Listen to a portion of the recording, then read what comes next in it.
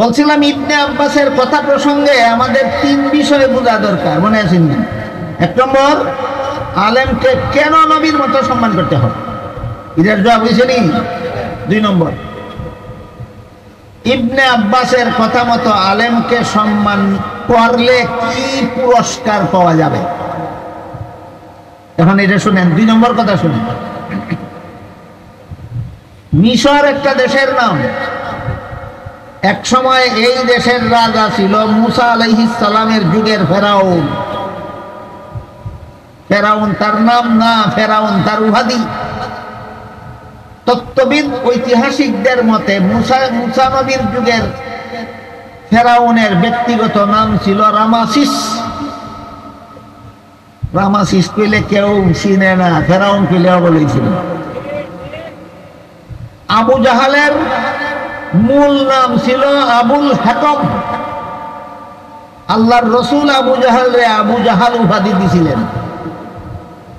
এখন আবুল হাকম কইলে কেউ চিনে না, আবু জাহাল কইলেও বলেছিল। আবুল আহাবের মূল নাম ছিল আব্দুল উজ্জা। আব্দুল উজ্জা নামের অর্থ হইল উজ্জা দেবতার দাস। কোন দেবতার দাস? উজ্জা দেবতার দাস।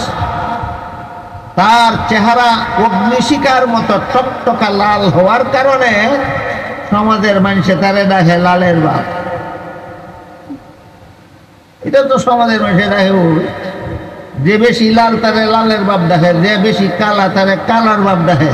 কিন্তু ব্রাহ্মণবাড়িয়ার মানুষে দেখছি কালাটারে লাল সাদাহে। সারা দুনিয়ার মানুষে কালাটারে কালা, লালটারে লাল দেখে, আর ব্রাহ্মণবাড়িয়ার মানুষে কালাটারে লাল সাদাহে। তো আব্দুল উজ্জার চেহারা যেহেতু অগ্নিশিখার মতো টকটকা লাল ছিল, এই জন্য সমাজের মানুষে তারে উপাধি দিল আবুল আহাব, অগ্নিশিখার বাবা। এখন আব্দুল উজ্জা ঠিক তেমনি ভাবে মুসা আলাইহিস সালামের যুগে ফেরাউন যে বাদশা ছিল মিশরের, এই বাদশার ব্যক্তিগত নাম ছিল রামাসিস, তার উপাধি ছিল ফেরাউন। এখন সাধারণ মুসলমানে রামাসিস কইলে চিনে না, ফেরাউন কইলেও বলেছে। এই ফেরাউন হযরত মুসা আলাইহিস সালামের জন্মের আগেই সারা দেশে জল্লাদ বাহিনী মোতায়েন করে দেয়া ছিল। মুসা নবী জন্ম হওয়ার সাথে সাথে তারে হত্যা করে ফেলা। এই ঘটনা অনেক। আমি সামান্য কিছু বিস্তারিত বলতে গেলেও আমার 2-3 ঘন্টা লাগবে, আপনারা শুনতে শুনতে অতিষ্ঠ হয়ে যাবেন। এই জন্য আমি ঘটনা ওই দিকে যাব না, শুধু এতটুকু মনে রাখুন, নবীর জন্মকে নিরোধ করার জন্য, নবীর জন্মকে নিয়ন্ত্রণ করার জন্য ফেরাউন আইন জারি করে রাখছিল যে মুসা নবীর বংশের নাম আছিল বনি ইসরাইল বংশ। ফেরাউনে আইন জারি করে রাখছিল বনি ইসরাইলের বংশে ছেলে সন্তান জন্ম হইলেই ফেরাউনের বেতনভোগী জল্লাদ বাহিনী তাকে হত্যা করে ফেলবে।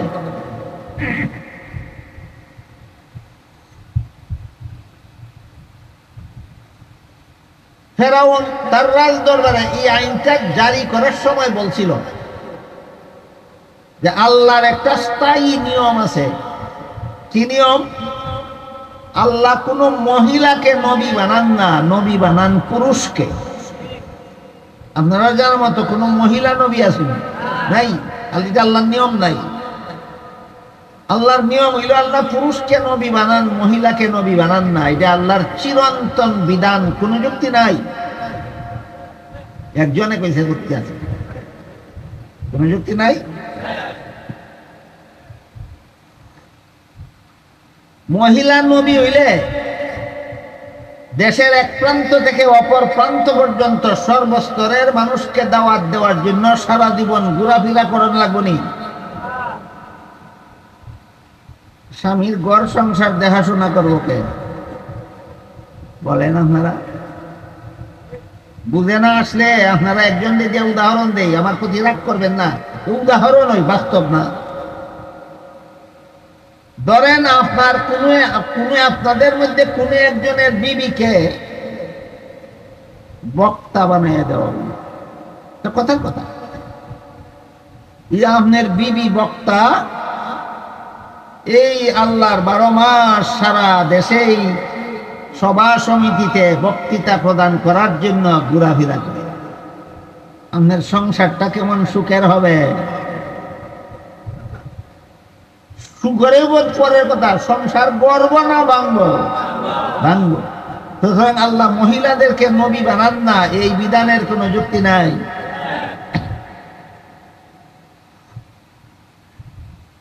একটা দুইটা যুক্তি না, অনেক যুক্তি আছে।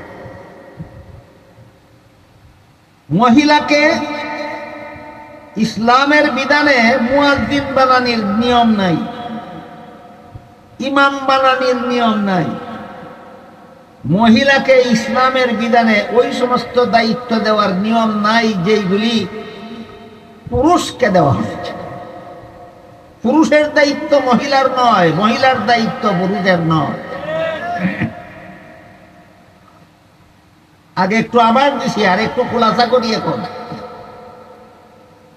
মাসিক ঋতুস্রাবের ঝামেলা সহ্য করার দায়িত্ব আল্লাহ মহিলারে দিছে। সন্তান গর্ভে ধারণ করার দায়িত্ব আল্লাহ মহিলারে দিছেন। সন্তান প্রসবের দায়িত্ব আল্লাহ মহিলারে দিছেন। সন্তানকে স্তনের দুধ পান করাবার দায়িত্ব আল্লাহ মহিলারে দিছেন। এই কাজগুলি কইরা কি পরিমাণ ক্ষেত গৃহস্থী করতে পারব? বুঝা শুনা করি। এই কাজগুলি কইরা কত কত বছর দোকানদারি করতে পারবো? এই কাজগুলি কইরা কত বছর সমাজের নেতৃত্ব দিতে পারবো? কাজেই মহিলাদেরকে যে মুয়াজ্জিনের দায়িত্ব দেওয়া হয়েছে না, মহিলাদেরকে যে মসজিদের ইমামতির দায়িত্ব দেওয়া হয়েছে না, মহিলাদেরকে যে বক্তার দায়িত্ব দেওয়া হয়েছে না, মহিলাদেরকে নবী বানানি হয়েছে না, অযৌক্তিক না চূড়ান্ত যুক্তিসম্মত? ফেরাউনে জানত। এই কারণে ফেরাউনে তার দরবারীদেরকে কইল, আল্লাহর একটা স্থায়ী নিয়ম আছে, আল্লাহ কোন মহিলাকে নবী বানান না, নবী বানান পুরুষকে। বনি ইসরায়েলের বংশে যদি ছেলে জন্ম হয় তাইলে নবী হওয়ার সম্ভাবনা থাকবে, আর নবী হওয়ার সম্ভাবনা থাকলে যদি নবী হইয়া যায় তাহলে আমি যে হারানো গদি ফেরত হইয়া বনি ইসরায়েলের বংশের উপর অমানসিক জুলুম অত্যাচার চালাইছি, এর কড়ায় গন্ডায় বিচার হয়ে যাবে, আমার ভিটো ধরার লোক থাকবে না। কাজেই এই গোষ্ঠীতে যেন নবী হইতে না পারে, এই জন্য মেয়েদের জন্য বন্ধ করার দরকার নাই, ছেলেদের জন্য বন্ধ করো, নবী হওয়ার সম্ভাবনা থাকবে। আইন জারি করে দিল, জল্লাদ বাহিনী মোতায়েন করে দিলাম। বনি ইসরাইলের বংশের ছেলে জন্ম হওয়ার সাথে সাথে জল্লাদ বাহিনী হত্যা করে গেল। বুঝা থাকলে বলেন, ফেরাউনে মিশরের বাসিন্দা বনি ইসরাইলের ঘরে ছেলে জন্ম হইলে হত্যা করে ফেলার জন্য আইন জারি করে জল্লাদ বাহিনী মোতায়েন করলো। কেন? নবী হওয়ার সম্ভাবনা বন্ধ করেন। এমত অবস্থায় মুসা নবীর মা গর্ভবতী হইল। গর্ভবতী হওয়ার পরে মায়ের মনে মনে টেনশন যে আমার গর্ভের সন্তানটা যদি ছেলে হয়, ফেরাউনের জল্লাদ বাহিনী আমার কোল থেকে কাইরা নিয়ে আমার চোখের সামনে ছেলেটারে হত্যা করে ফেলে, কেমনে বরদাস্ত করে? এই চিন্তায় মুসা নবীর গর্ভধারিণী মায়ের আহার নিদ্রা বন্ধ, সারা রাত ঘুমায় না, সারাদিন খানা ফানি চলে না। গর্ভের সন্তান ছেলে হইলে দেখে চালিয়ে বই চিন্তায়। কোন চিন্তায়? মেয়ে হইলে চালিব না ছেলে হইলে? যদি ছেলে হয় চালিব এই চিন্তায়। এই অবস্থায় আল্লাহ মুসা নবীর গর্ভধারিণী মাকে বললেন, তোমার গর্ভে আমি ছেলে হই দিছি, চিন্তা আছে যদি ছেলে হয় তাকে চালিব। আল্লাহ বলছেন যদি না, ছেলে হই দিছি, আর চিন্তা নাই। কি মনে করেন? আগে আসিল আশঙ্কার উপর চিন্তা, এখন তো গ্যারান্টি। আল্লাহ বলেন ছেলে হই দিছি, চিন্তা নাই না, এখন নিশ্চিত চিন্তা। কিন্তু আল্লাহ সাথে সাথে বলে দিছেন, তবে তোমার গর্বের ছেলে ভূমিষ্ঠ হইলে পরে 2টা কাম তুমি করবা আর 2টা কাম আমি করব। তুমি ছেলেটারে একটা বাক্সে ঢুকাইবা আর বাক্সটা নীল নদে ভাসাইয়া দিবা। কটা কাম? 2টা কাম। ছেলেটারে একটা বাক্সে ঢুকাইয়া বাক্সটা নীল নদে ভাসাইয়া দেবা। 2 কাম তোমার আর 2 কাম আমি করব। সেটা কি? পানির মধ্যে বাক্সটা যেন ডুবে না, তোমার ছেলে যেন না কানি সুবানি খাইয়া মরে না, এটার হেফাজত আমি করব। 2 নম্বর, নদীর পানি তোমার ছেলের বাক্স ভাসিয়া যেখানেই নেপ না কেন, এই ছেলেকে নিরাপদে আবার আমি তোমার কুলে পৌঁছাইয়া দিব। এখন এখন রইছে নি চিন্তা? আল্লাহ নিশ্চিন্ত করে দিলেন, আল্লাহ টেনশন মুক্ত করে দিলেন গর্ভধারিণী মাকে। ঘটনার এই অংশের মধ্যে আমাদের জন্য মহামূল্যবান শিক্ষা আছে 2টা। 1 নম্বর, আল্লাহ যে 2টা দায়িত্ব নিলেন, বাক্স যেন পানিতে ডুবে না আর সন্তান যেন মায়ের কুলে নিরাপদে ফিরে আসে, এই 2টা দায়িত্ব কে নিলেন? আর সন্তানটারে বাক্সে ঢুকাইয়া নদীতে ভাসাইয়া দেওয়ার দায়িত্ব কারে দিলেন? কেন এই যে আল্লাহ 2টা নিছেন, বাকি 2টা করার ক্ষমতা ছিল না, তাহলে বাকি 2টা মারা দিলেন যেন? বর্তমান সমাজের সমস্ত মুসলমানদের এখানের শিক্ষণীয় বিষয়টা বোঝা দরকার। সেটা হইল, আল্লাহ দুনিয়াতে মানুষ পাঠাইছেন না তোমার 16 আনা কাম আল্লাহ করে দিত আর তুমি খালি বইয়া বইয়া খাইতা। এই কাজের জন্য আল্লাহ দুনিয়াতে মানুষ পাঠিয়েছেন না। তোমার ক্ষেতে হাল চাষ তোমার করতে হবে, তোমার ক্ষেতের আগাছা পরিষ্কার তোমাকেই করতে হবে, তোমার ক্ষেতে সার গোবর তোমারই দিতে হবে, তোমার ধানের ক্ষেতে ধানের চারা তোমারই লাগাইতে হবে। কিন্তু সারা তুমি বড় করতে পারতা না, সারার মধ্যে তুমি ধান ধরাইতে পারতা না।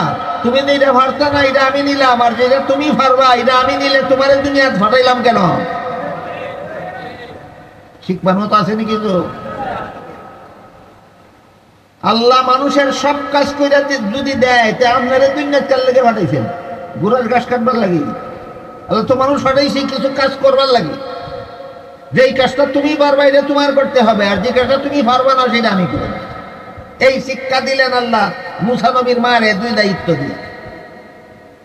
সন্তানদের বাক্সে ঢুকানির কাজটা মায়ে করতে পারবেন, বাক্সটা নদীতে ভাসানির কাজটা মায়ে করতে পারবেন, কিন্তু পানির মধ্যে বাক্স ডুবে না যেন এই ক্ষমতা মায়ের নাই। সন্তানকে নিরাপদে মায়ের কুলে ফিরাইয়া আনার ক্ষমতা মায়ের নাই। যেই কাজের ক্ষমতা নাই মায়ের, ওই কাজের দায়িত্ব নিলেন আল্লাহ, আর যে কাজের ক্ষমতা আছে এটা দিলেন মাকে। কাজেই কেউ যদি বলে আমার কিছু করার নাই, সব কাজ আল্লাহ কইরা দিব, হে বৈরাগী নাকি? বৈরাগী। আর কেউ যদি কয় আল্লাহর কিছু করার নাই, সব কাজ আমার ওই করণ লাগবো, হে নাস্তিক। আর যে কয় আল্লাহর কাম আল্লাহ করব, আমার কাম আমার ওই করণ লাগবো, হে মুমিন মুসলমান। বুঝে থাকতে বলেন,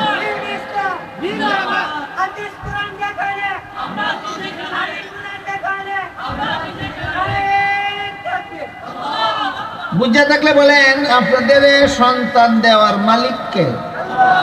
আল্লাহ না দিলে নিজেরা ভাববেন যে একটা সন্তান বানাই যায়, তাহলে সন্তান দেওয়ার কামটা আল্লাহ। আল্লাহ যখন সন্তান দিতে পারে, আমি আর বিয়া করতাম কেন? এটাও আল্লাহই করো। এমন ব্যাককল আছে নি দুনিয়ায়? আছে? না না, একটাও নাই। কোনো বেটা কয় না বিয়াও আল্লাহই করো, বলে কই বিয়া আমি করতাম কেন? যে আল্লাহ সন্তান দিতে পারে, এই আল্লাহ ইচ্ছা করলে বিয়া করতে পারতো না? তুমি করতে কেন? এখানেই শিক্ষা, যেটা তুমি করতে পারো এটা আল্লাহ করবে না, যেটা তুমি করতে পারো না সেটা আল্লাহ করবে। বলেন আল্লাহ নিজে 2 দায়িত্ব নিয়ে আমারে আরো 2 দায়িত্ব দিয়া দুনিয়ার মানুষকে কোনো কিছু শিক্ষা দিছেন? কি? যেই কাজ তুমি করতে পারতো না, এটার জন্য আমি আল্লাহর উপর ভরসা করো, আর যেই কাজ তুমি করতে পারবা এটা আমার লাগে রেখে দিও না, এটা তোমার করতে হবে। তাই মুসা আলাইহিস সালাম যখন মায়ের গর্ভ থেকে ভূমিষ্ঠ হইলেন, আল্লাহর হুকুম মতো তিনি একটা বাক্সে ঢুকাইয়া সন্তানটাকে বাক্সটাকে নীল নদে বসাইয়া দিলেন। এইবার আল্লাহ নদীর পানিরে হুকুম দিলেন, এই নদীর পানি বাক্সটা ডুবাইস না, বাসাইয়া লইয়া যা আর ফেরাউনের গাঢ় নিয়ে লাগা। আমি জগৎবাসীকে দেখাইয়া দেব রাখে আল্লাহ মারেকে। নদীর পানি আল্লাহর হুকুমে বাক্স বাসাই নিয়ে ফেরাউনের বেরোয়। আমরা দেশ কয় যেখানে বাঘের ভয় সেইখানেই রাইতে। যেই ফেরাউনে কাচ্চা লেবেল লাগি শত শত জল্লাদ বাহিনী মোতায়েন করে রাখতে, বাক্সরে কয় আল্লাহ এই ফেরাউনের গাঢ় নিয়ে লাগা। বাক্সটা যখন নদীর ঘাটে গিয়া লাগলো, তখন সেই নদীর ঘাটে ফেরাউনের বিবির নাম আসিয়া। আসিয়া আসিয়া ফেরাউনের বিবি আসিয়ার কিছু বান্দি দাসী নদীর ঘাটে ধোয়া মুছার কাজ করতেছিল। বাক্সটা ভাইয়া বান্দিরা খুলতে চাইছিল নদীর ধারে। তখন আল্লাহ একটা বান্দির মাথায় একটা বুদ্ধি জাগাই দিছে। আল্লাহ এই জায়গায় দিছে ওই নবীর হেফাজত করতে। কি বুদ্ধি? একটা বান্দি বাকি বান্দিরা কইল, এই তোরা যে নদীর ঘাটো বাক্স খাইয়া বাক্স যে খুলবে, খুললে যদি টেহা পয়সা দৌলত সোনার উপাস, এরপরে যদি রাজবাড়িতে লইয়া যাস, বাক্স খুলছস দেখিয়া রাজার বাড়ি তারা তোরা চুরি না করলেও কইব নদীর ঘাটো বাক্স খুলছস, না জানি কতলা চুরি করছস। খামোহা চুরি না করে চুরি বাকের কেন? এখানে খুলতামই না বাক্স, লও ফেরাউনের বিবি আসিয়ার সামনে নিয়ে খুলবো, টেহা পয়সা পাইলে আমরা চুরি করছি কই যাতো না। এই বুদ্ধিটা আল্লাহ ফেরাউনের বিবি আসিয়ার বান্দিদের একটা বান্দির মাথায় জাগায়। এই বান্দির বুদ্ধিমতো সব বান্দিরা নদীর ঘাটে বাক্স না কিল্লা লইয়া গেছে ফেরাউনের বিবি আসিয়ার কাছে। আসিয়ার সামনে নিয়ে খুলছে। ঘটনা বুঝে থাকতে বলেন কতলা টেয়া ভাইছে কুল্লা? একটা লাওয়ারিশ ছেলে ভাইছে। আর সহ্য খবর শহরে ছড়াইয়া গেল। মুহূর্তের মধ্যেই ফেরাউনের জল্লাদ বাহিনী চুরি চাক করিয়া দিবে। নিশ্চয়ই বনি ইসরাইলের ছেলে আমরার হত্যাযজ্ঞ থেকে বাঁচাবার জন্য ভালাইয়া দিছে। বিবি আসিয়ার তাড়াতাড়ি আমরা তো যাও কাটালে দাম। এই সময় ফেরাউনের বিবি আসিয়া ফেরাউনের জল্লাদ বাহিনীর কয়, তোমরা কাটতে দিতাম না, আমার মহব্বত লাগে আমি ভালতাম। এই যে আমার মহব্বত লাগে, এটি আমার মূল ঘটনার সাথে সম্পর্ক। আমার মহব্বত লাগে আমি ভালতাম। তাফসীরের কিতাবে লেখা আছে, এই যে ফেরাউনের বিবি আসিয়ায় কইছিল আমার মহব্বত লাগে কারে কারে? একটা ছেলে যেটা ভবিষ্যতে 40 বছর পরে যেই ছেলেটা নবী হইব, এই ছেলে মহব্বত লাগে বলার কারণে আল্লাহ পাক রব্বুল আলামিন ফেরাউনের বিবি আসিয়াকে এত বড় ইমানদার বানাইলেন, মরণের সময় জান্নাতের ঠিকানা দিকে দিকে হাসতে হাসতে মরণ হইল। এই ঘটনার অংশ দিয়ে তো মুফাসসিরিনে কেরাম তাফসীরের কিতাবে লিখেছেন, ঠিক তেমনি ভাবে ফেরাউনের বিবি আসিয়া শিশু মুসাকে মহব্বত লাগে বলার কারণে যেভাবে ইমানদার অবস্থায় মরণ হয়েছিল, ইবনে আব্বাসের কথা মতো যে সমস্ত সাধারণ মুসলমান আলিমদের প্রতি অন্তরে মহব্বত রাখবে, নবীর মতো সম্মান করবে, এরাও বিবি আসিয়ার মতো ইমানদার অবস্থায় মরণ করবে। 2 নম্বর কথা পাইছেন নি? কি কথা আছিল 2 নম্বর? আলিমরে মহব্বত করলে, আলিমরে সম্মান করলে সুফল কি পাবো? লেখা আছে তাফসীরের কিতাবে, এইটাই সুফল পাইবা।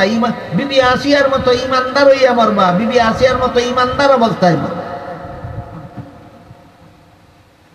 3 নম্বর কথা হইল, যদি ইবনে আব্বাসের কথা মতো আলেমদেরকে আমরা সম্মান না করি, মহব্বত না করি, মনে মনে ঘৃণা করি, তাহলে ক্ষতিটা কি?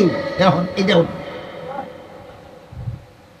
বিবি আসিয়া যখন কইল আমার মহব্বত লাগে আমি লালন পালন করব, জল্লাদ বাহিনী কয় তোমার মহব্বত লাগলে কোনো কাজ হবে না, আমরা রাজার বেতন খাই, কাটালে বলেন রাজার বেতন খাই আমরা, কাটবার লাগি না, কাটতে তোমারে দিয়া গেলে বেতন, রাজার বেতন খাওয়াটা আমাদের অবৈধ হবে। তখন ফেরাউনের বিবি আসিয়া জল্লাদ বাহিনীরে কইল, যে রাজায় তোমরা রে বেতন দেয় কাটতে লাইতা, এই রাজা তো আমার স্বামীও। আমার স্বামী যদি আমারে লালন পালনের অনুমতি দিয়া দেয়, তাইলে তোমাদের কাটবার অধিকার থাকবে না। জল্লাদ বাহিনী কয় এটা ঠিক আছে, এটা মানি। রাজায় যদি কয় এইটারে কাটতো না, তাহলে আমরা কাটতাম না, যাবোগা। কিন্তু আমরা দাঁড়াইয়া থাকা অবস্থায় রাজারে জিজ্ঞাসা করো তোমারে লালন পালনের অনুমতি দেয় কিনা। এই কইয়া জল্লাদ বাহিনী চুরি চাকুয়া তুলিয়া দাঁড়াইয়া রইল। আর বিবি আসিয়া শিশু মুসারে লইয়া ফেরাউনের কাছে গেল, যা কাহিনী সবটা খুইলা কইল, তোমার বেতনভোগী জল্লাদ বাহিনী কেটে লাইতে চায়। আমি কইছি আমার মোহব্বত লাগে ফালতাম, তোমার অনুমতি ছাড়া মানে না। এবার বলো তুমি অনুমতি দিলা কিনা। ফেরাউনে কয়, এই আসিয়া, তোর মোহব্বত লাগলেও আমার মোহব্বত লাগে না। ঘটনার বাকি অংশ পরে শুনবেন। এখানে আইসা তাফসীরের কিতাবে লেখছেন, এই যে একটা কথা ফেরাউনে বলছিল, মুসা ইসলাম শিশু থাকাকালে আমার মোহব্বত লাগে না, একটা কথার কারণে ফেরাউনের মরণ পর্যন্ত ঈমান নসিব হইছে না। ইবনে আব্বাস বলেছিলেন, নবীর বেলায় যেই কথা আলেমদের বেলায় সেই কথা। এদাসিনি নবীর বেলায় যেই কথা আলেমদের বেলায় সেই কথা। শিশু নবীরে বিবি আসিয়ার মোহব্বত লাগছে, ইমানদার হইয়া মরছে। শিশু নবীরে ফেরাউনে কয় মোহব্বত লাগে না, বেঈমান অবস্থায় মরছে। ঠিক তেমনি ভাবে কিয়ামত পর্যন্ত দিনদার আলেমদের প্রতি যদি কোনো মুসলমানের অন্তরে মোহব্বত লাগে না, তাহলে ফেরাউনের মতো বেঈমান অবস্থায় মরণ হবে। এই কথাটা বুঝবার লাগে একটা হাদিস পড়ছিলাম, এখন হাদিসের তর্জমাটা করি। আমি জানি না আমার সময় কতটুকু, যদি বেশি লম্বা করে লাই আমার একটু নোটিশ দিবেন। এবার হাদিসটা শুনুন। হাদিস শরীফে আল্লাহ রাসূল বলেন, কুন আলিমান আও মুতাআল্লিমান আও মুস্তামিআন আও মুহিব্বান ওয়ালা তাকুন খামিসান ফাতাহলিক আও কামা ক্বালা আলাইহিস সালাতু ওয়াস সালাম। রাসূল বলেন, আমার মুসলমান উম্মতেরা জেনে রেখো, জাহান্নাম থেকে বাঁচার 4টা পথ আছে তোমাদের। কটা পথ? এক নম্বর পথ হইল তুমি আলেম হও। আলেম হওয়াটা জাহান্নাম থেকে বাঁচার 1 নম্বর পথ। আলেম হওয়ার সুযোগ যাদের হইছে না, তাদেরকে রাসূল বলেন, তুমি আলেম হইতে পারছো না, 2 নম্বর পথ হইল তোমার জন্য, তুমি আলেমের ছাত্র হও। আলেমের বলেন, আলেমের ছাত্র হওয়াটা জাহান্নাম থেকে বাঁচার কত নম্বর পথ? 2 নম্বর। খুব সহজ একটা হিসাব দেই। মাদ্রাসায় যারা পড়ায় এরা আলেমের ছাত্র না আলেম? আর মাদ্রাসায় যারা পড়ে ছাত্র। এই যে 2টা দল আছে মাদ্রাসা, একদল আলেম, একদল ছাত্র, একদল উস্তাদ, একদল ছাত্র। নবীর হাদিসের প্রথম অংশ বুঝা থাকলে বলেন, যারা মাদ্রাসা পড়ানেওয়ালা আলেম এরা জাহান্নাম থেকে বাঁচার কত নম্বর পথে আছে? আর যারা মাদ্রাসায় পড়ে ছাত্র এরা জাহান্নাম থেকে বাঁচার কত নম্বর পথে আছে? 2 নম্বর পথে আছে। এই 2 দল ছাড়া আর কোন মুসলমান আসেনি দেশ নাই। কেউ গৃহস্থী নিয়ে জীবন কাটায়, কেউ ব্যবসা নিয়ে জীবন কাটায়, কেউ দোকানদারি নিয়ে জীবন কাটায়, কেউ চাকরি নিয়ে জীবন কাটায়। এরা আলেমও না, আলেমের ছাত্রও না। এদের জাহান্নাম থেকে বাঁচার দরকার নেই। এরা কেমনে বাঁচবো? আল্লাহ রাসূল এদের জন্য বলেন। এখানে যদি আপনারা এই 2 দল ছাড়া কোনো মানুষ থাকেন, কান ফাইতে শুনেন। আপনি আলেমও না, আলেমের ছাত্রও না, এমন কেউ যদি এখানে থাকেন, আপনাকে আল্লাহ রাসূল জাহান্নাম থেকে বাঁচার 3 নম্বর পথ বলে দিয়েছেন, আও মুস্তামিআন, আলেমের কথা মনোযোগ দিয়ে শুনো আর আলেমের কথা মতো জীবন যাপন করো। তোমরা যারা আলেম না, আলেমের ছাত্র না, তোমাদের জন্য এইটাই জাহান্নাম থেকে বাঁচার 3 নম্বর পথ। যারা আলেম না, আলেমের ছাত্র না, এদের জাহান্নাম থেকে বাঁচার কোনো পথ নাই। কত নম্বর? কি পথটা? আলেমের কথা মনোযোগে শোনো আর আলেমের কথা মতো জীবন যাপন করো। আলেমের কথা মতো গৃহস্থী করো, গৃহস্থী করে ব্যস্ত যাইবা। আলেমের কথা মতো দোকানদারি করো, দোকানদারি করে ব্যস্ত যাইবা। আলেমের কথা মতো চাকরি করো, চাকরি করে ব্যস্ত যাইবা। আলেমের কথা মতো বউ বাচ্চা লালন পালন করো, সংসার চালাইয়া জান্নাতে যাইবা। আলেমের কথা মতো স্কুলে পড়ো, স্কুলে পড়া জান্নাতে যাইবা। আলেমের কথা মতো কলেজে পড়ো, কলেজে পড়াও জান্নাতে যাইবা। আলেমের কথা মতো ভার্সিটিতে পড়ো, ভার্সিটিতে পড়াও জান্নাতে যাইবা। আলেমের কথা মতো রাজনীতি করো, রাজনীতি করেও জান্নাতে যাইবা। প্রশ্ন হইল আলেমের কথা মতো কোন কোন কাজ করব আমরা? 3 নম্বর দল আমরা যারা আলেমও না, আলেমের ছাত্রও না। রসুল বলছেন আলেমের কথা মনোযোগ দিয়ে শুনতাম আর তার কথা মতো কাজ করতাম। কোন কোন কাজ? এবার শুনেন কোন কোন কাজ। মানুষের জীবনে যত কাজ আছে এইগুলি প্রথমত 2 প্রকার। এক প্রকার হইল ধর্মের কাজ আর এক প্রকার হইল সংসারের কাজ। আমার কথা বুঝা থাকলে বলেন, মানুষের জীবনের সকল কাজ কত প্রকার? 1 নম্বর ধর্মের কাজ, 2 নম্বর সংসারের কাজ। ওযু করা, নামাজ পড়া, রোজা রাখা, হজ করা, যাকাত দেওয়া, কোরআন তেলাওয়াত করা, তাসবিহ পড়া, দোয়া করা, দুরূদ পড়া, আল্লাহর জিকির করা, এগুলি হইল সংসারের কাজ না ধর্মের কাজ? গৃহস্থী করা, ব্যবসা করা, বাণিজ্য করা, চাকরি করা, বিবি বাচ্চা লালন পালন করা, সন্তান জন্ম দেওয়া, এগুলি হইল ধর্মের কাজ না সংসারের কাজ? তাহলে পরিষ্কারই বুঝছেন কাজ 2 প্রকার, হয়তো ধর্মের কাজ না হয় সংসারের কাজ। রাসূল আলাদা করে বলছেন না যে শুধু ধর্মের কাজ আলেমদের কথা মতো করো, আলাদা করে বলছেন না শুধু সংসারের কাজ আলেমদের কথা মতো করো, বরং রসুলের কথার সারমর্ম হইল জীবনের সকল কাজ আলেমদের কথা মতো করো। এবার আমরা বোঝার চেষ্টা করব ধর্মের কাজ আলেমদের কথা মতো করব কেন। এই প্রশ্নের জবাব হইল শুদ্ধ হওয়ার জন্য। উযু কেমনে করলে শুদ্ধ হয়, কেমনে করলে ভুল হয় আমি জানি না, আলেমরা জানে। তাহলে আমার উযু যদি শুদ্ধ হতে চাই তাহলে কার কথা মতো উযু করতে হবে? নামাজ কিভাবে পড়লে শুদ্ধ হয়, কিভাবে পড়লে ভুল হয় জানে কে? তাহলে আমি শুদ্ধ নামাজ পড়তে হবে কার কথা মতো?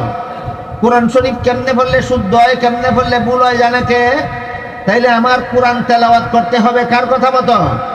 এইভাবে ধর্মের সকল কাজ আলেমদের কথা মতো করতে হবে শুদ্ধ হওয়ার জন্য। ভুলে যাবেন না, ধর্মের সকল কাজ আলেমদের কথা মতো করতে হবে কি জন্য? শুদ্ধ হওয়ার। এবার আছেন সংসারের কাজ।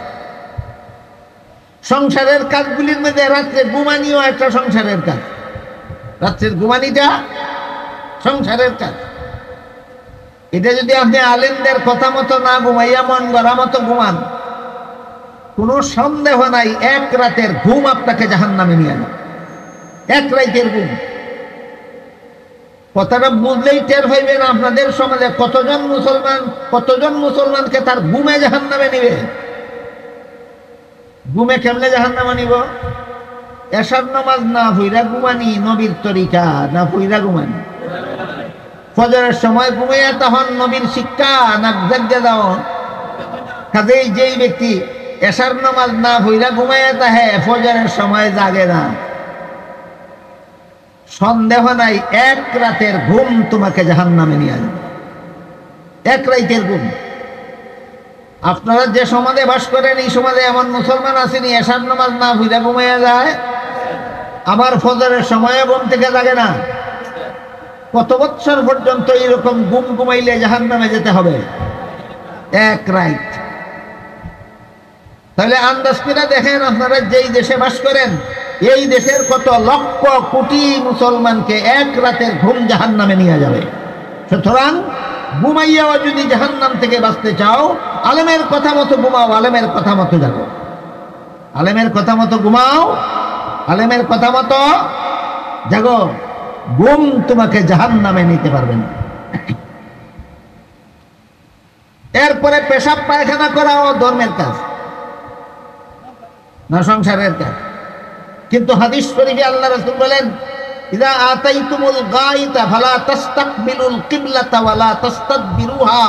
আমার উম্মত মুসলমানেরা কিবলা সামনে নিয়ে অথবা কিবলাকে পিছন দিয়া পেশাব পায়খানা করবা না, কিবলারে ডাইনে রেখে অথবা বায়ে রেখে পেশাব পায়খানা করবা।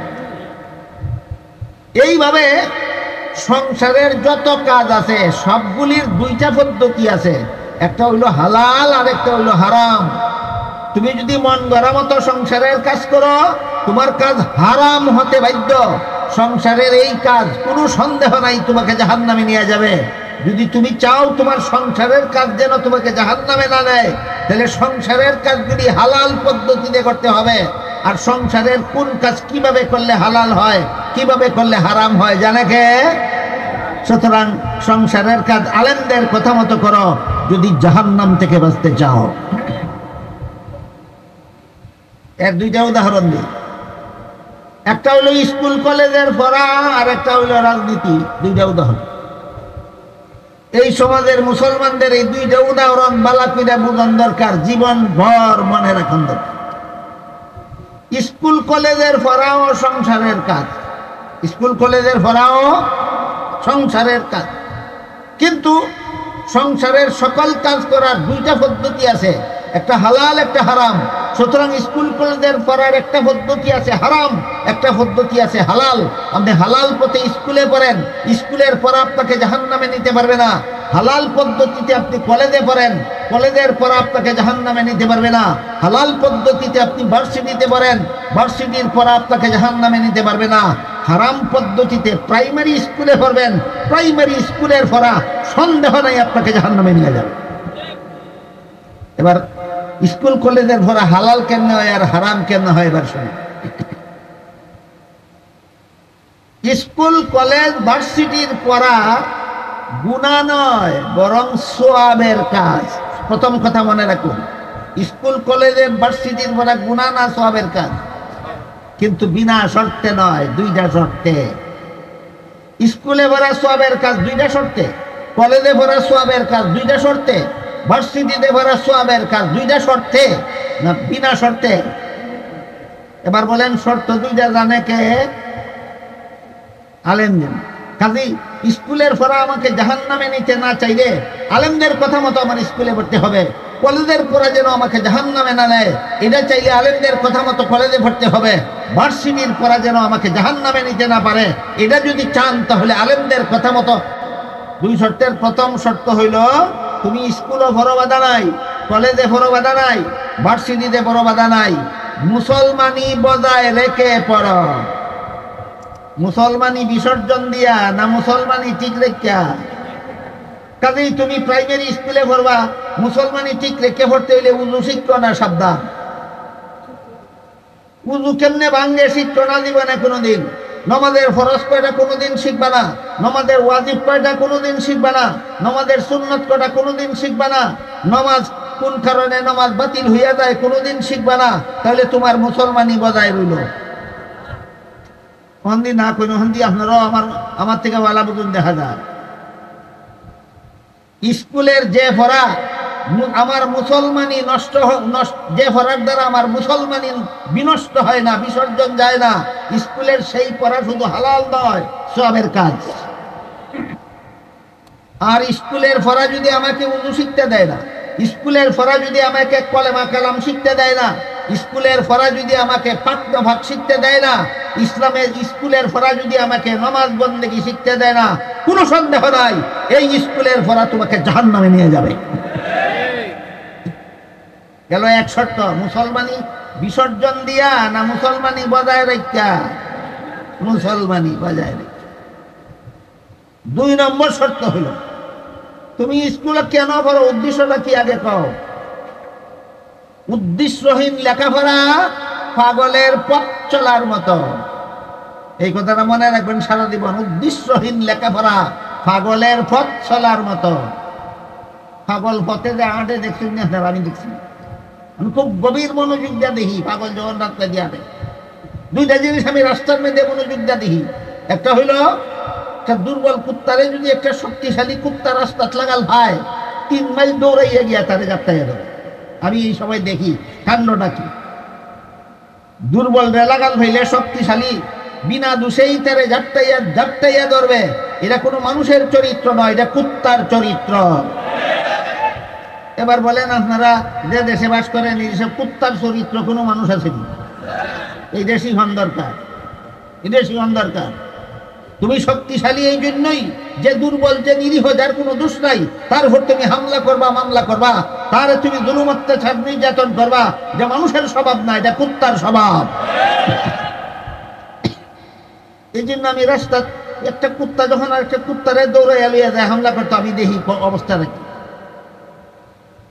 আর একটা রাস্তাটা আমি তামসা দেখি, পাগলে যখন রাস্তা দিয়ে হাঁটে।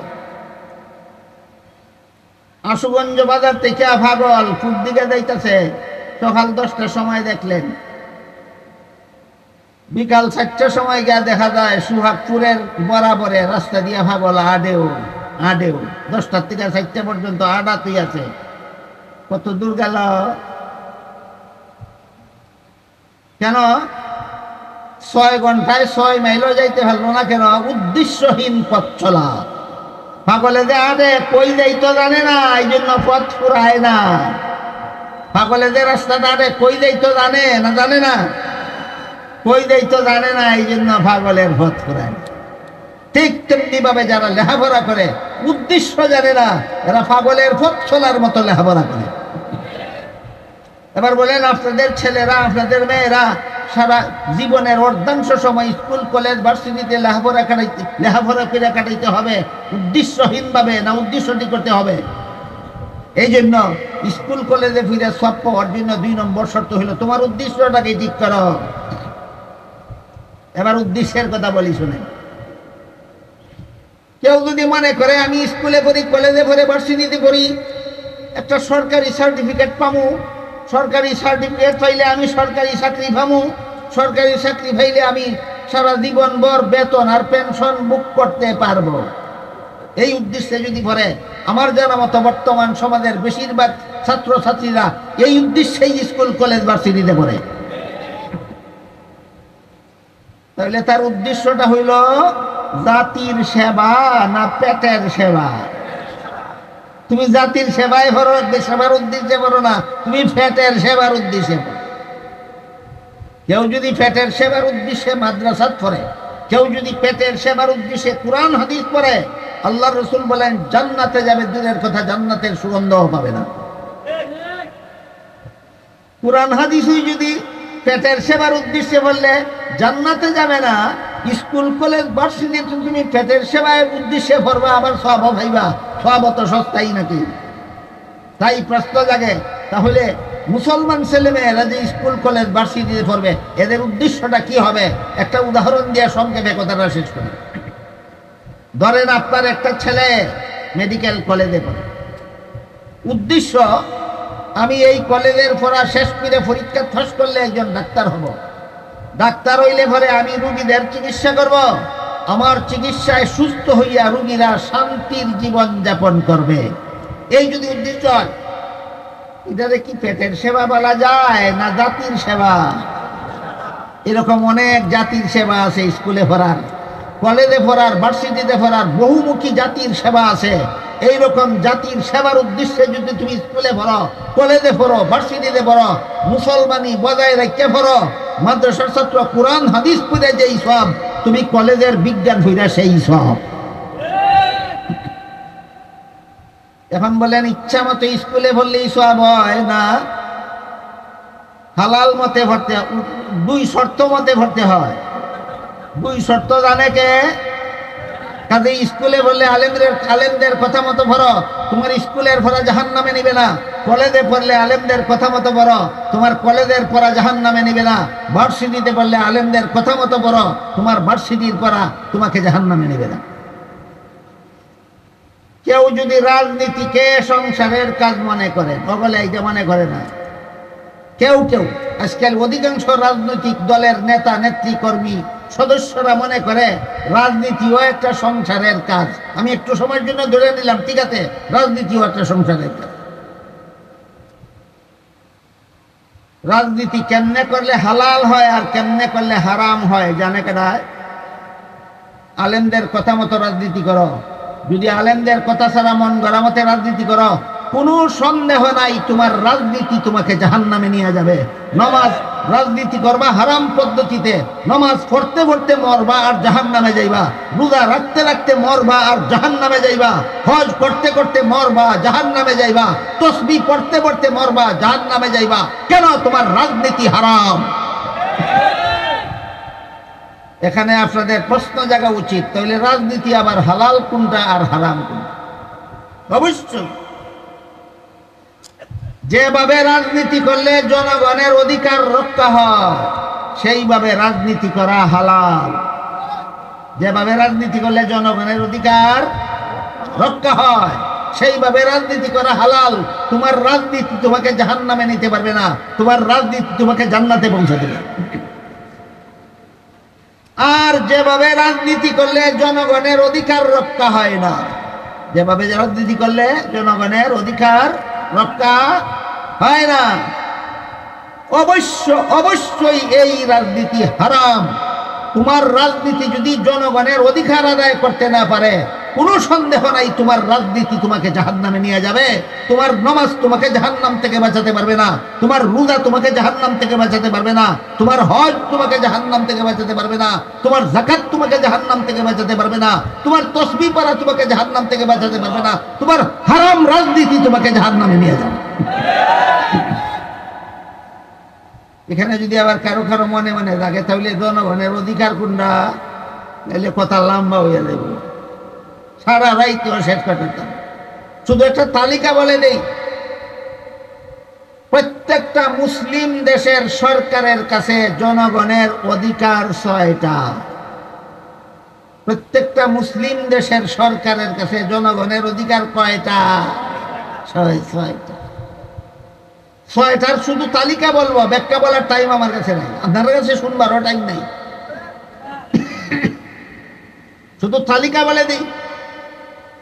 প্রত্যেকটা মুসলিম দেশের সরকারের কাছে জনগণের 6টা অধিকার আছে। যেই সরকার জনগণের 6টা অধিকার রক্ষা করতে পারে সেই সরকারের রাজনীতি তাকে জাহান্নামে নিবে না। যেই সরকার জনগণের 6টা অধিকার রক্ষা করতে পারবে না, সন্দেহ নাই তোমার রাজনীতি তোমাকে জাহান্নামে নিয়ে যাবে। নামাজ পড়তে পড়তে জাহান্নামে যাইবা। 6টা অধিকারের 1 নম্বর মানুষ গড়ার শিক্ষা। সরকার জনগণকে মানুষ গড়ার শিক্ষা দিতে হবে। কি গড়ার? না জানোয়ার গড়ার, না মানুষ গড়ার? মানুষ গড়ার শিক্ষার একটা উদাহরণ দিই। ডক্টর আহমদ শরীফ বলেন, আপনারা অশিক্ষিত ছিল না শিক্ষিত? শিক্ষিত। মানুষ না জানোয়ার? কেমনে কইলেন জানোয়ার? আমার প্রমাণ দেওয়ার লাগবে। এই ডক্টর আহমদ শরীফ মরণের আগে ওসিয়ত করে গেছে, আমি মরলে আমার লাশে গোসল দিও না, কাফন পরাইও না, জানাজা ফিরো না, গুরুস্থানে দাফন করো না। এগুলি ধর্মান্ধরা করে। আমি ধর্মান্ধরা, আমি আলোকিত। আমি ধর্মান্ধরা। ধর্মান্ধরা মনে করে মরলে এগুলি করার লাগে। কবরে মুনকার নাকি ফিরিস্তা সোয়াল জব করবে, জব দিতে না পারলে কবরে আযাব হইব, তারপরে একদিন জিন্দা হইয়া আসরের মাঠে দাঁড়ানি লাগবো, সারা দুনিয়ার জীবনের হিসাব দেওয়ান লাগবো, দিতে পারলে জান্নাত নাইলে জাহান্নামে যাওয়ান লাগবো। তাই সবগুলি মিথ্যা কথা। কবর বলতে কিছু নাই, সোয়াল জব বলতে কিছু নাই, আযাব গজব বলতে কিছু নাই, হাসর নাসর বলতে কিছু নাই, পরকাল বলতে কিছু নাই, জান্নাত বলতে কিছু নাই, জাহান্নাম বলতে কিছু নাই, আল্লাহ বিল্লাহ বলতে কিছু নাই। খামোখাম আল্লাহ দাফন করবা কেন? তার ওসিয়ত মতো তার লাশ হাসপাতালে দান করা হয়েছিল। এবার আমি আপনারা যারা গৃহস্থী করেন আপনাদেরকে একটা কথা জিজ্ঞাসা করব। গৃহস্থীর আলের বলক কোনো সময় মরেনি? মরলে পরে গোসল দেননি, কাফন ফরাইননি, জানাজা ফরাইননি, গুরুস্থানে দাফন করেননি। বলদ মরলেও গোসল নাই, আহমদ শরীফ মরলেও গোসল নাই। বলদেরও কাফন নাই, আহমদ শরীফেরও কাফন নাই। বলদেরও জানাজা নাই, আহমদ শরীফেরও জানাজা নাই। বলদেরও গুরুস্থান নাই, আহমদ শরীফেরও গুরুস্থান নেই। মানুষ গড়ার শিক্ষা না জানোয়ার গড়ার শিক্ষা? মনে রাখবেন, সারা দুনিয়ার সমস্ত নাস্তিকের দল যেই শিক্ষা শিখে, এগুলি মানুষ গড়ার শিক্ষা না, এগুলি জানোয়ার গড়ার শিক্ষা। সরকারের কাছে জনগণের 6 অধিকারের 1 নম্বর অধিকার মানুষ গড়ার শিক্ষা ব্যবস্থা চালু করতে হবে।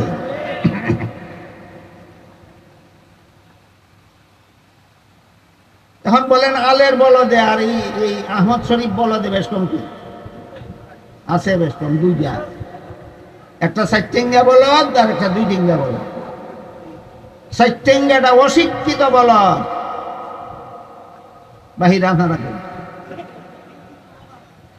শিক্ষিত হইয়া বলো দিল কেন? এরা মানুষ গড়ার শিক্ষা পাইছে না। শিক্ষিত হইয়া বলো দিল কেন? এবার বলেন সরকারের কাছে জনগণের কোন শিক্ষা অধিকার? মানুষ গড়ার শিক্ষা। হায় হায়, দুঃখিত দুঃখিত, আমি পারলাম না, আমি 6টার ব্যাখ্যা দিতে পারলাম। তালিকাটা কই? তালিকাটা 1 নম্বর, জনগণকে মানুষ গড়ার শিক্ষা দিতে হবে। 2 নম্বর, মানুষকে স্বাস্থ্য ঠিক রাখার মতো চিকিৎসা ব্যবস্থা দিতে হবে। 3 নম্বর, মানুষকে ক্ষুধা নিবারণ করার উপযোগী খাদ্য সরবরাহ করতে হবে। কি নিবারণ করার উপযোগী? খাদ্য। 4 নম্বর, মানুষকে শীত নিবারণ উপযোগী পোশাক সরবরাহ করতে হবে। খাদ্য, বস্ত্র, শিক্ষা, স্বাস্থ্য। খাদ্য, বস্ত্র, শিক্ষা, স্বাস্থ্য। কটা হইল? 5 নম্বর, বাসস্থান। বিবি বাচ্চা স্ত্রী পুত্র নিয়ে বাড়িঘর নিয়ে বসবাস করার ব্যবস্থা দিতে হবে। সরকারের কাছে সমস্ত জনগণের অধিকার। সরকারের কাছে সমস্ত জনগণের অধিকার। কটা গেল? 6 নম্বর, নিরাপত্তা। দেশের ভিতরে যেন একজনে আর একজনের সাথে কোনো রকমের অবিচার করলে আদালতে যেন সুবিচার পাওয়া যায়, সেই ব্যবস্থা রাখতে হবে। এটা হলো দেশের ভিতরের নিরাপত্তা। আর বাইরের কোনো দেশের সৈনিকেরা অন্যায়ভাবে, বাইরের কোনো দেশের সরকার অথবা জনগণ অন্যায়ভাবে যেন দেশের ভিতরের কোনো জনগণকে গুলি করে হত্যা করতে না পারে, দেশের কোনো অংশ দখল করতে না পারে, দেশের কোনো নদীর পানি বন্ধ করতে না পারে, দেশের কোনো নদীর পানি ছেড়ে দিয়ে দেশে বন্যায় ভাসাইয়া দিতে না পারে, সেই ব্যবস্থা সরকার করতে হবে। যে সরকারের কাছে জনগণের 6 নম্বর অধিকার।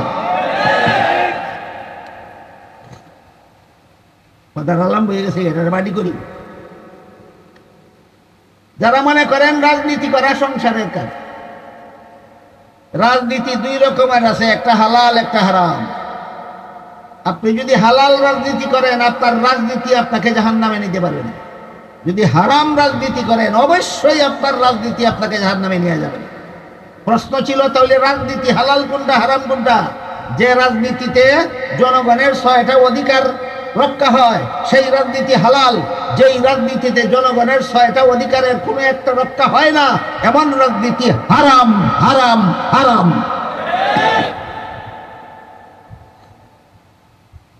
ধর্মের কাজগুলি আলেমদের কথা মতো করতে হবে কেন? শুদ্ধ হওয়ার জন্য। সংসারের কাজগুলি আলেমদের কথা মতো করতে হবে কেন? হালাল হওয়ার জন্য। ভুলে যাবেন? তাহলে দেখি মনে বুঝলেন কিনা? ধর্মের কাজগুলি আলেমদের কথা মতো করতে হবে কেন? শুদ্ধ হওয়ার জন্য। সংসারের কাজগুলি আলেমদের কথা মতো করতে হবে কেন? তাহলে বলেন, গৃহস্থী করতে হবে আলেমদের কথা মতো কেন? ব্যবসা করতে হবে আলেমদের কথা মতো কেন? চাকরি করতে হবে আলেমদের কথা মতো কেন? এরপরে স্কুলে পড়তে হবে আলেমদের কথা মতো কেন? কলেজে পড়তে হবে আলেমদের কথা মতো কেন? ভার্সিটিতে পড়তে হবে আলেমদের কথা মতো কেন? রাজনীতি করতে হবে আলেমদের কথা মতো কেন? হালাল হওয়ার জন্য। হালাল হারাম মানো না, গৃহস্থী করে জাহান্নামে যাইবা। হালাল হারাম মানো না, ব্যবসা করে জাহান্নামে যাইবা। হালাল হারাম মানো না, চাকরি করে জাহান্নামে যাইবা। হালাল হারাম মানো না, স্কুলে ফিরে জাহান্নামে যাইবা। হালাল হারাম মানো না, কলেজে ফিরে জাহান্নামে যাইবা। হালাল হারাম মানো না, ভার্সিটিতে ফিরে জাহান্নামে যাইবা। হালাল হারাম মানো না, রাজনীতি করে জাহান্নামে যাইবা। এবার হাদিসটা শুনুন। রাসূল বলেন, আমার উম্মতের জন্য জাহান্নাম থেকে বাঁচার পথ আছে 60টা। 1 নম্বর, নিজে আলেম হও। 2 নম্বর, আলেমের ছাত্র হও। 3 নম্বর, জীবনের কিছু কাজ আলেমদের কথা মতো করো। কিছু লোকে কইছেন সব কাজ, এতক্ষণ চিল্লাইলাম কি লাগিয়া?